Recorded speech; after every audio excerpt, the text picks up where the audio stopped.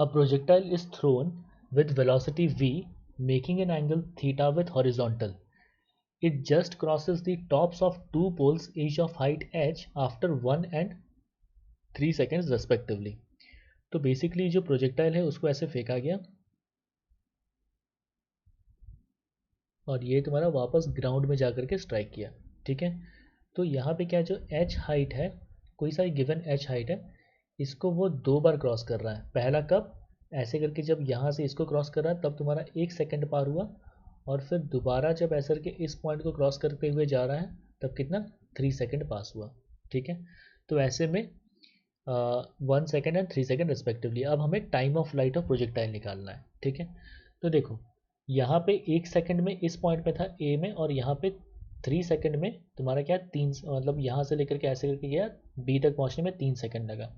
मतलब सिर्फ ए और बी की बात करें, सिर्फ ए और बी की बात करें, यहाँ से लेकर के ए से लेकर बी तक पहुँचने में कितना टाइम लगा, 2 सेकंड लगा, ठीक है।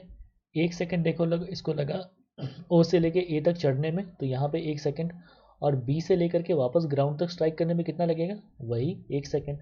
तो टोटल टाइम ऑफ फ्लाइट कितना हो जाएगा, 2 + 3 + 4। तो टोटल टाइम ऑफ फ्लाइट तुम्हारा हो गया 4 second.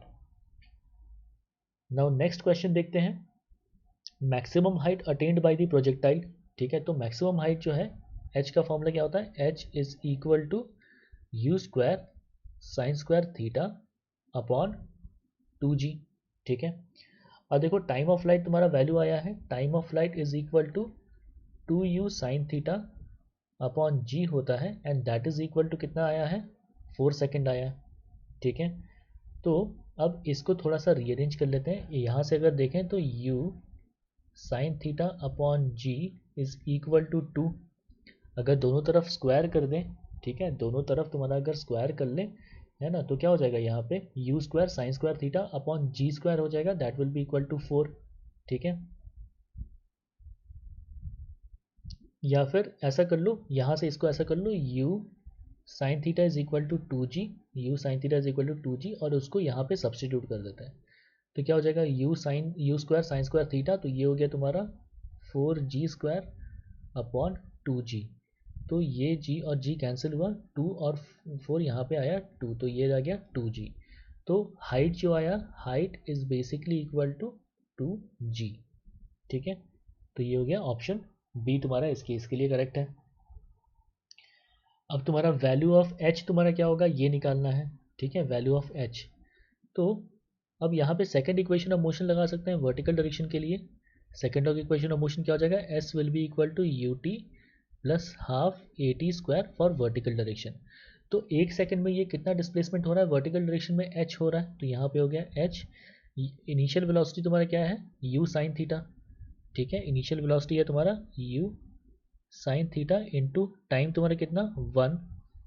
Acceleration due to gravity तुम्हारा क्या हो जाएगा, नीचे की तरफ काम करेगा, तो बेसिकली हो गया -g, तो -g अपॉन 2, टाइम कितना है 1 का स्क्वायर, u sin थीटा का वैल्यू कितना है 2g, तो h is equal to 2g minus g/2।